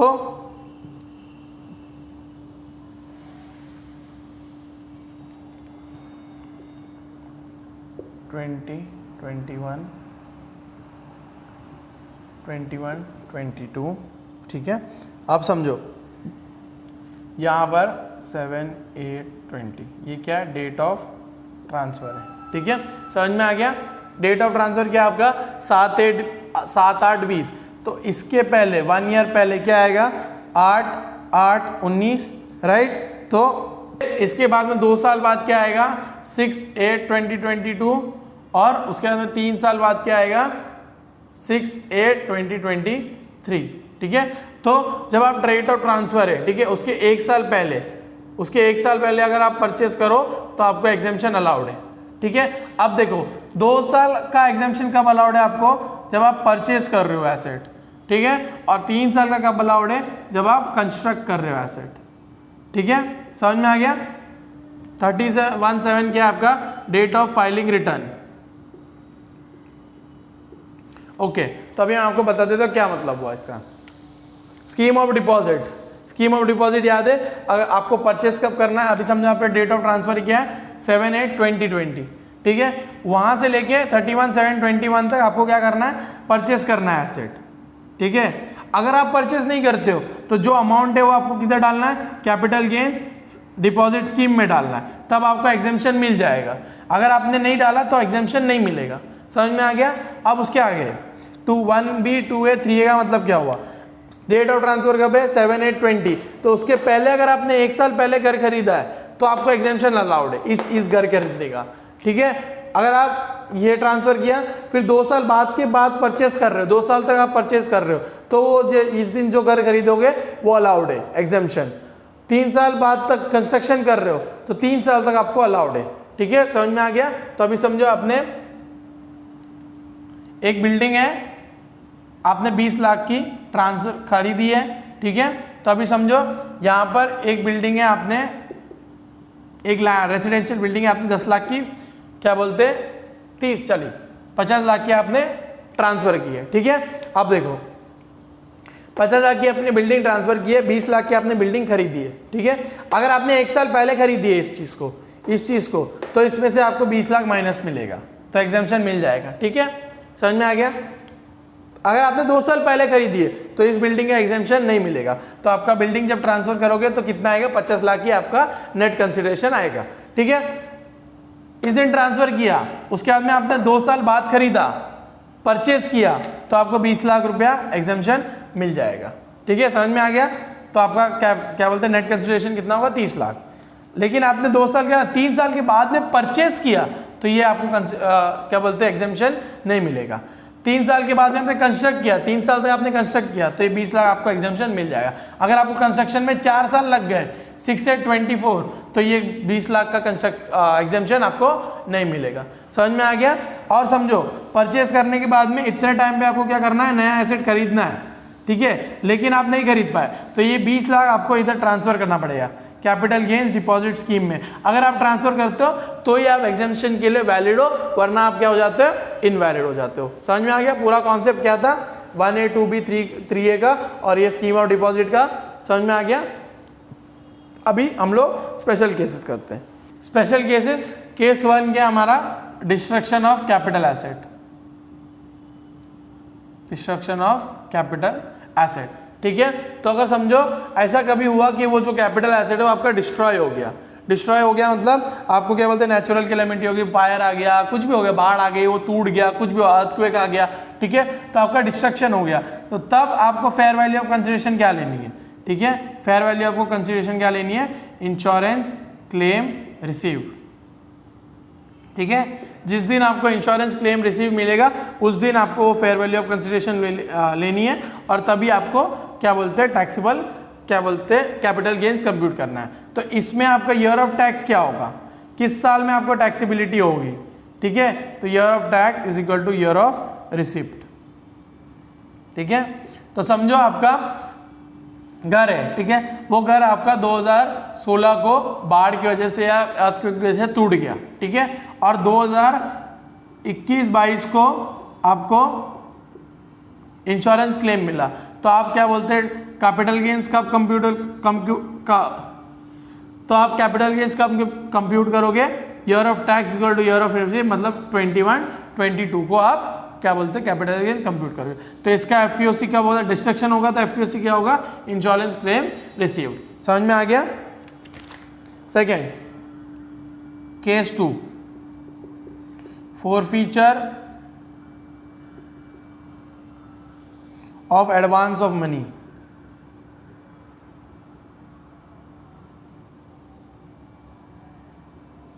ठीक है, मैं बताता हूँ फोरफीचर का मतलब क्या हुआ। बिफोर 1 अप्रैल 2014 आपको क्या करना है, लेस फ्रॉम कौवा। ठीक है, आफ्टर 1/4/14 तो taxable under IFOS, taxable under income from other sources. ठीक है, सेकेंड आपका क्या है, case 2, forfeiture of advance of money. समझो आप क्या बोलते हैं घर ट्रांसफर करना चाहते हो। ठीक है, उसके बदले सामने वाले ने आपको एडवांस दे दिया। ठीक है, उसके बाद में क्या बोलते हैं, उसने घर नहीं खरीदा, घर खरीदा ही नहीं, उसने छोड़ दिया, तो वो जो एडवांस आप जो फोरफीचर करोगे, ठीक है, तो उसमें 2 कंडीशन है। अगर आप 1/4/14 से पहले कर रहे हो, ठीक है, अगर 1/4/14 से आप फोरफीचर कर रहे हो तो आपको क्या करना है, less from cost of acquisition. आपका कॉस्ट ऑफ एक्विजिशन 10 लाख है। ठीक है, उसमें से आपको एडवांस जो बनना है वो 50,000 माइनस कर दो। ठीक है, तो आपको कितना आएगा कॉस्ट ऑफ एक्विजिशन, 9,50,000। फोरफीचर मतलब आप एडवांस माइनस कर रहे हो, ये इसका एडवांस नहीं है, जो घर खरीद रहा है उसका एडवांस नहीं है, इसके पहले जिसने घर खरीदने के लिए बोला था उसने 50,000 आपको दिया था, वो आपका एडवांस मनी है। ठीक है, वो एडवांस आप क्या कर रहे हो, फोरफीचर कर रहे हो। समझ में आ गया। अगर आपने 1/4/14 के पहले खरीदा है तो वो क्या बोलते हैं, लेस फ्रॉम कौवा। अगर आपने 1/4/14 के बाद खरीदा है तो वो टैक्सेबल अंडर इफोस। ठीक है, तो ये आप क्या बोलते हैं, फोरफीचर नहीं कर सकते। अगर 1/4/14 के बाद खरीदा है तो वो क्या हो जाएगा, टैक्सेबल हो जाएगा, इफोस में होगा, मतलब इनकम फ्रॉम अदर सोर्सेज में होगा। तो यहाँ पर आपका क्या है, 10 लाख का 10 लाख ही होगा। कैपिटल गेन्स में आपका क्या होगा, कॉस्ट ऑफ एक्विजिशन अगर 10 लाख है तो आपका क्या बोलते हैं, कॉस्ट ऑफ एक्विजिशन 10 लाख ही रहेगा। आप इसको क्या बोलते हैं, forfeiture of advance of money less from कौवा नहीं कर सकते। क्यों, क्योंकि आपने 1/4/14 के बाद में वो। समझ में आ गया। और ये इंपॉर्टेंट है क्योंकि क्वेश्चन में ये आता ही आता है, forfeiture of advance of money. ठीक है, समझ में आ गया क्या हुआ? समझो एक मिस्टर एक्स है, ठीक है, उसने घर खरीदने के लिए 50,000 मुझे दिया, ठीक है, लेकिन उसने घर खरीदा नहीं। ये कब किया उसने? 1/3/14 को किया, ठीक है। उसके बाद में मिस्टर वाई है, मिस्टर वाई ने घर खरीद लिया, ठीक है। तो अब मैं क्या करूंगा? कैपिटल गेन्स कंप्यूट करूंगा, ठीक है। तो जब मैं कौवा लिखूंगा उसमें से क्या कर दूंगा? -50,000। ये मिस्टर एक्स का मैं माइनस कर दूंगा 50,000। लेकिन अगर यही फॉर एडवांस मनी हो मेरे को 1/5/14 मतलब 1/4/14 के बाद देता है, तो मैं कौवा के से माइनस नहीं कर सकता, तो मेरा कौवा सेम टू सेम आएगा, जो भी कॉस्ट ऑफ एक्विजिशन है मेरा वही आएगा। समझ में आ गया एग्जाम्पल के हिसाब से क्या होता है ये 1/4/14 और 1/4/14 के बाद में, ठीक है। अब हम लोग करते हैं थर्ड केस है आपका स्लम्प सेल, ठीक है। स्लम्प सेल का मतलब क्या हुआ कि आपने है ना एक साथ 4-5 एसेट बेच दिए, ठीक है। समझ में आ गया कि आपने एक एसेट की वैल्यू, समझो आपके पास क्या बोलते हैं 4 कबर्ड है, ठीक है। आपने बोला इसका मेरे को पूरे का 2 लाख रुपए दे दो। आपने ये नहीं बोला इसका 50,000 दो, इसका 60,000 दो, इसका 40,000, नहीं। स्लम्प सेल मतलब चारों एसेट का, जितने भी एसेट है उसका एक ही प्राइस लिया, ठीक है, एक ही प्राइस लिया। तो आपका क्या बोलते हैं, वो क्या होगा? एफईओसी होगा आपका लमसम प्राइस, ठीक है। समझ में आ गया? अभी देखो इसमें से आप क्या करोगे? ट्रांसफर एक्सपेंस माइनस करोगे, फिर नेट कंसिडरेशन करोगे, फिर कौवा आएगा, फिर क्या आएगा? आई कौवी, जो भी आ, कौवा हो सकता है ये आई कौवा हो सकता है, आई कौवी हो सकता है, ये कौवी हो सकता है, राइट। तो उसके बाद में आपका क्या आएगा? लटक जी, सटक जी, जो भी होगा, ठीक है। तो ये कौवा कौवी में आपको इंपॉर्टेंट है, क्योंकि यहाँ पर आपने 4 एसेट बेचे तो 4 लोग के लिए खरीदा है, 4 बार खरीदा है, तो ये कौवा कौवी क्या आएगा वो इंपॉर्टेंट है, ठीक है। अब मैं आपको बताता हूँ क्या आएगा, कौवा या आई कौवा, ठीक है। मैं आपको बता देता हूँ क्या इंपॉर्टेंट है यहाँ पे। तो WDV of depreciable asset as per income tax less plus book value of other asset and less book value of liabilities, इसमें आएगा कौवा यानी कि नेटवर्थ, ठीक है। समझ में आ गया? तो अभी देखो मेन इंपॉर्टेंट पॉइंट मैं जो भूल गया, स्लम्प सेल में आपको इंडेक्सेशन नहीं अलाउड है, ठीक है। तो इसमें आई कौवा कभी आएगा ही नहीं, आई कौवी कभी आएगा ही नहीं, आई कौवा कभी आएगा ही नहीं, ठीक है। सिर्फ और सिर्फ क्या आएगा? कौवा। तो FEOC minus transfer exchange net consideration कौवा कौवी सटक जी या लटक जी, ठीक है। लटक जी सटक जी आएगा, लॉन्ग टर्म हो या कैपिटल हो या शॉर्ट टर्म हो वो आएगा, लेकिन इंडेक्सेशन नहीं अलाउड है, ठीक है। तो कौवा क्या वैल्यू है? WDO depreciable asset as per income act plus book value of other asset less book value of liabilities, ठीक है। समझ में आ गया? फिर प्लस आपको क्या करना है? Book value of other asset minus book value of liabilities, तो आपको क्या आ जाएगा? कौवा आ जाएगा। ये कौवा यहाँ पे लिख दोगे, कौवा इज इक्वल टू नेटवर्थ होगा, ठीक है। स्लम्प सेल में आप क्या बोल रहे हो? पूरे एसेट बेच रहे हो, तो उस पूरे एसेट का आप क्या बोलते हैं? नेटवर्थ निकालोगे और उसको आप क्या करोगे? माइनस करोगे, ठीक है। समझ में आ गया? उसके बाद में अभी आपका केस 4 है, computation of capital gains in case of exempt transfer, ठीक है। अब देखो कोई ट्रांसफर आपका क्या होगा? एग्जेम्प्ट होगा, ठीक है। अब उस एग्जेम्प्ट में क्या क्या आएगा मैं आपको बता देता हूँ। Transfer by way of gift, will या एनी रिटर्न्स, ठीक है। अगर आपने किसी को गिफ्ट दिया, ठीक है, वो दिया तो वो ट्रांसफर क्या हो जाता है? एग्जेम्प्ट ट्रांसफर हो जाता है। Second, transfer by member to HUF, transfer by member to HUF, ठीक है। एक मेंबर ने क्या बोलते हैं हिंदू अनडिवाइडेड फैमिली को एसेट ट्रांसफर किया, वो क्या हो जाएगा? Exempt transfer. फिर HUF टू मेंबर, ठीक है, HUF टू मेंबर किया तो वो exempt transfer. Fourth, transfer by holding company to its 100% subsidiary company and vice versa, ठीक है। उसके बाद में transfer by selling company to purchasing company at the time of amalgamation, ठीक है। समझ में आ गया? ये सब एग्जेम्प्ट ट्रांसफर है, और भी टेक्स्ट बुक में होंगे मेरे को पता नहीं, बट इतना मेरे को पता है। तो एग्जाम ट्रांसफर के टाइम पे आपको क्या बोलते हैं, एफईओसी क्या होगा वो आपको निकालना है। तो एग्जाम ट्रांसफर क्या है, गिफ्ट विल में इनहेरिटेंस में आपने ट्रांसफर किया, आपने किसी को गिफ्ट दिया एसेट, या फिर आपने विल में ट्रांसफर किया, या आपको इनहेरेंट हुआ, कोई मर गया तो आपको इनहेरेंट होता है, राइट। तो वो क्या बोलते हैं, एग्जाम ट्रांसफर है। Member to HUF, HUF to member, आपने किसी एचयूएफ को दिया एसेट या फिर एचयूएफ ने आपको एसेट दिया। होल्डिंग टू सब्सिडरी, एक होल्डिंग कंपनी ने अपने एसेट सब्सिडरी को दिए, या और वाइस वर्सा, उल्टा सब्सिडरी वाले ने अपने एसेट को ट्रांसफर किया होल्डिंग कंपनी के। और selling to purchase company at the time of amalgamation, एक सेलिंग जैसे हम लोग ने उसमें देखा था अमालगमेशन के टाइम पे जब आप एसेट ट्रांसफर करते हो परचेस कंपनी को तो वो एसेट क्या होंगे, एग्जाम ट्रांसफर, उस पर आपको क्या लगेगा, लटक जी सटक जी आपको दूसरी तरीके से लगेगा। ठीक है, समझ में आ गया। तो अभी देखते हैं एफईओसी क्या होगा, कैसा स्पेशल केसेस है। ठीक है, ओके, ये एग्जाम ट्रांसफर हो गया, मैं आपको बता दिया। अब देखो इसमें कौवा क्या माइनस करोगे, इंपॉर्टेंट है यहाँ पे। ठीक है, कौवा किसका लोगे आप, कॉस्ट ऑफ एक्विजिशन किसका लोगे आप, प्रीवियस ओनर का लोगे। ठीक है, समझ में आया, जिसने खरीदा है उसका आपको लेना है, प्रीवियस ओनर का लेना है। ठीक है, क्योंकि आपको गिफ्ट में मिल रहा है तो आपको थोड़ी ना क्या बोलते खरीद रहे हो आप इस चीज को, तो वो आपका कॉस्ट ऑफ एक्विजिशन नहीं होगा। कॉस्ट ऑफ एक्विजिशन आपका क्या होगा, प्रीवियस ओनर का। लेट से अभी आपने ए, बी और सी है। ठीक है, ए ने एसेट लिया खरीदा। ठीक है, कॉस्ट ऑफ इक्विटी इसने एसेट खरीदा, इसने बी को ट्रांसफर किया गिफ्ट में। ठीक है, और बी ने सी को ट्रांसफर किया एज अ सेल किया। ठीक है, तो एफईओसी तो आपका क्या आ जाएगा, सेल प्राइस, राइट। ये जो सेल प्राइस है वो आ जाएगा, राइट, क्योंकि आपने सेल किया। लेस जब आप कौवा करोगे, ठीक है, तो कौवा कब लोगे, इसका तो है ही नहीं कॉस्ट ऑफ एक्विजिशन, किसका कॉस्ट ऑफ एक्विजिशन है, इसका, तो इसका लोगे आप। Cost of acquisition should be considered of previous owner. ठीक है, समझ में आ गया, ये क्या मतलब हुआ, cost of acquisition previous owner का लेना है, समझ में आ गया। ए ने बी को दिया गिफ्ट की तरफ से, बी ने सब सेल किया, तब क्या करना है, सेल प्राइस तो आपका एफईओसी हो गया, लेस जब कॉस्ट ऑफ एक्विजिशन करोगे तो किसका लेना है, प्रीवियस ओनर का। ठीक है, अब देखो, अब आपको डिसाइड करना है कि लॉन्ग टर्म है या शॉर्ट टर्म है। ठीक है, लॉन्ग टर्म कैपिटल गेन्स में लेना है या शॉर्ट टर्म कैपिटल गेन्स में लेना है, शॉर्ट टर्म। ठीक है, तो आपको ये डिसाइड करना है, तो आपको कौन सा टाइम देखना है, टाइम कौन सा देखना है, लॉन्ग टर्म डिसाइड करने के लिए और शॉर्ट टर्म डिसाइड करने के लिए। ठीक है, तो डेट ऑफ परचेज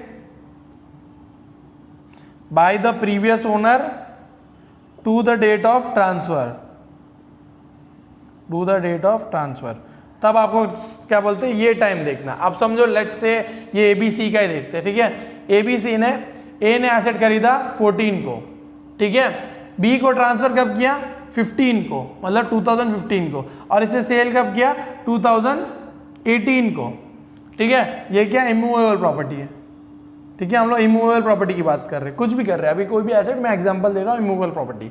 तो 14 को खरीदा इसने, ठीक है, 15 को इसने क्या बोलते हैं, इसको ट्रांसफर किया, और 17 को, 17 समझते हैं, 17 को इसने क्या किया, सेल किया। तो अब देखो डेट, टाइम कब देखना, सटक जी लटक जी के लिए, date of purchase by previous owner to date of transfer, यहाँ से लेके यहाँ तक 1 साल 2 साल 3 साल, 3 साल हो गया, तो क्या हो गया, लटक जी। इमूवेबल प्रॉपर्टी के टाइम पे क्या होता है, शॉर्ट टर्म 2 साल होता है, लॉन्ग टर्म 2 साल के बाद होता है, तो ये क्या हो गया, लटक जी हो गया। लेकिन अगर आप गलती कर दो और आप 15 से 17 लो, ठीक है, तो आप क्या लोगे, ये क्या समझोगे, ये क्या हो जाएगा, सटक जी। समझ में आ गया डिफरेंस क्या है।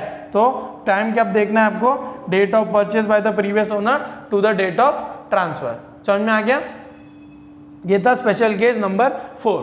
ठीक है, बोनस शेयर, बोनस शेयर अगर आपने अक्वायर्ड किया है 1 अप्रैल 2001 के पहले, बिफोर एंड आफ्टर 1 अप्रैल 2001, ठीक है, अगर आपने बोनस शेयर 1 अप्रैल 2001 के पहले फाइल किया है, ठीक है, तो आपको कौवा क्या लेना है, कौवा नील या तो fair value whichever is higher. ठीक है, और अगर आपने आफ्टर किया तो आपको कौवा क्या हो जाएगा, नील। समझ में आ गया। तो लेट्स से आपको बोनस शेयर मिला 13/2001, ठीक है, तो आपने इसको सेल किया 1/10/2001 को सेल किया, ठीक है, तो आपको क्या बोलते हैं 10,000 रुपये मिला। ठीक है, लेस कौवा जब आप करोगे तब आपको कौवा क्या लेना है, कौवा नील होगा या तो फेयर वैल्यू। फेयर वैल्यू समझो इस टाइम पे 1/4/2001 पे फेयर वैल्यू है 1000 रुपया, तो आपका कौवा क्या आ जाएगा 1000, ठीक है। लेकिन आपको बोनस मिला 1/10/2001 को, ठीक है, आपने इसको सेल किया 1/3/2002 को, ठीक है, तो आपका जब ये इसका सेल प्राइस है समझो 10,000 सेम, ठीक है। इसमें जब आपका कौवा आएगा, इधर कौवा क्या आएगा, नील आएगा, इधर कोई फेयर वैल्यू का लेना देना नहीं है, तो इधर 0 आएगा। समझ में आ गया क्या डिफरेंस है दोनों में? ओके, अभी आगे क्या करते हैं हम लोग। बोनस शेयर समझा, अक्वायर्ड बिफोर 1/4/2011, तो कौवा नील या fair value whichever is higher, after 1/4/2011 COA नील होगा, ठीक है। ओके, नेक्स्ट केस देखते हैं हम लोग, ट्रांसफर ऑफ शेयर्स, ठीक है, ठीक है।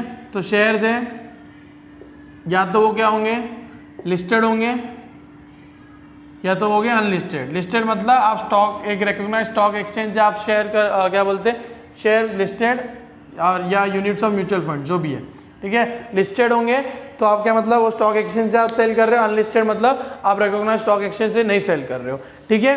तो देखो इसका स्ट्रैटेजी क्या है और इसका लटक जी क्या है, ठीक है। इसका स्ट्रैटेजी जी है under section A, section 111A 111A क्या हो जाएगा, फ्लैट रेट लगेगा, ठीक है। सटक जी जो आपका आएगा समझो का 1000 आया, ठीक है, और 10,000 आया, और फ्लैट रेट आपका जो भी है तो इसको इनटू टैक्स आपका कितना आएगा, फ्लैट रेट जो भी समझो 10% है, तो 10,000 का 10%, इस पे आपको 1,000 रुपये आपको टैक्स देना है सटक जी पे, ठीक है। लटक जी क्या है, आपको एग्जेम्प्ट है कितना तक, 1 लाख तक, और उसके बाद में बैलेंस है आपको टैक्सेबल, और बैलेंस आपको टैक्सेबल है 10% फ्लैट रेट, ठीक है। तो समझो लटक जिया आपका 10 लाख रुपए आपको मिला, ठीक है, उसमें से आपका 1 लाख रुपए क्या हो जाएगा, माइनस हो जाएगा, और उसके बाद में 9 लाख पे आपको कितना परसेंट देना है, 10% फ्लैट रेट देना है, तो आपको 90,000 क्या भरना पड़ेगा, टैक्स भरना पड़ेगा, ठीक है। टैक्स की बात कर रहे हैं, एग्जेम्प्ट कितना है 1 लाख, और बैलेंस पे कितना मिलेगा, टैक्स लगेगा 10%, ठीक है। समझ में आ गया। अभी इसका अनलिस्टेड का क्या है, सटक जी सेम फ्लैट रेट, ओके, लेकिन लटक जी में इसमें डिफरेंस है, उसको मैं बोलता हूँ नोट 1 में आपको बता देता हूँ। तो फ्लैट रेट क्या है मैं आपको बताता हूँ, फ्लैट रेट है सटक जी में 15%, और इधर भी क्या आ जाएगा 15%, लेकिन लटक जी में लिस्टेड के टाइम पे एग्जाम क्या है 1 लाख, बैलेंस क्या है 10%। इसका लटक जी क्या है, टैक्स क्या लगेगा इसमें 20% विद इंडेक्स और 10% विदाउट इंडेक्स,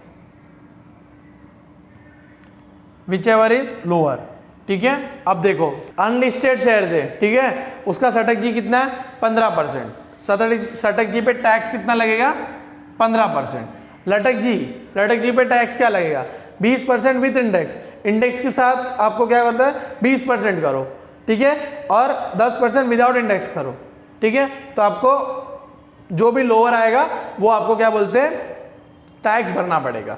समझ में आ गया। 10 लाख रुपए आया आपको, लटक जी 10 लाख रुपए आया, पहले आप 20% करो विद इंडेक्स, इंडेक्स है आपका 201 डिवाइड बाई 200, जो भी आपको इंडेक्स दिया होगा वो, ठीक है। आपको आंसर आया 10,000, ठीक है, और उसके बाद में आप क्या बोलते हैं, सॉरी 20,000 आया आपका आंसर। उसके बाद में आप विदाउट इंडेक्स करो, 10 लाख का 10% आपको आएगा 10,000, ठीक है। 1 लाख आएगा, मैं सिर्फ एग्जाम के लिए बोल रहा हूँ, 1 लाख, चलो 1 लाख और 2 लाख, ठीक है। इसमें लोअर कौन सा है 1 लाख, तो आप टैक्स कितना पे करोगे 1 लाख, ठीक है। समझ में आ गया इसका bonus share, transfer of shares का, ये टैक्स की बात में बात कर रहा हूँ, ठीक है। टैक्स कितना 15%, 10%, 15% और 20%, ठीक है। समझ में आ गया, 20% विद इंडेक्स, 10% विदाउट इंडेक्स, ये टैक्स की बात कर रहा हूँ, ठीक है। समझ में आ गया। उसके बाद में इसमें एक और इम्पॉर्टेंट है, आपको इंडेक्सेशन नहीं मिल रही है, इंडेक्सेशन इज नॉट अलाउड, ठीक है, याद रखना। 2 चीज़ में हम लोगों ने इंडेक्सेशन नहीं देखी, एक ये और दूसरी क्या थी स्लम्प सेल। स्लम्प सेल में भी आपको क्या है इंडेक्सेशन नॉट अलाउड है, ठीक है। समझ में आ गया। ओके, तो हम लोगों ने कैपिटल गेन्स भी खत्म कर दिया। अभी जो हम लोगों ने लास्ट में देखा था बोनस ट्रांसफर ऑफ शेयर्स के बारे में, टैक्सेबिलिटी, वो हम लोग का लास्ट था। थोड़े बहुत छोटे छोटे पॉइंट्स और भी है पूरे टेक्स्ट बुक में, मैं आपको नोट्स जब भेजूंगा तब उसमें और भी पॉइंट्स होंगे, पर बहुत छोटे समझ में आ जाएगा, इसलिए मैं आपको वो समझा नहीं रहा हूँ। और दूसरी बात ये कि इसमें मैं आपको सम्स नहीं कराऊंगा कि मेरे पास अभी टाइम नहीं है।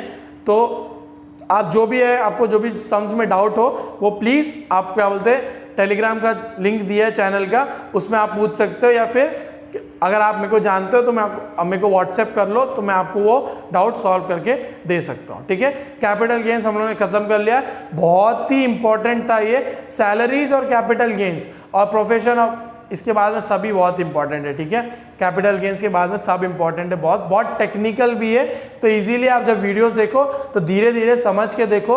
नहीं समझ में आए तो प्लीज़ टेलीग्राम पे मेरे को पूछ लो कि इस पॉइंट का वापस मतलब बता दो, तो मैं आपको वापस बता दूंगा। नोट्स में आपको लिंक डाल दूंगा उसका, तो नोट से भी आपको अगर समझ में आए तो उस हिसाब से समझ जाओ। ठीक है, समझ में आ गया।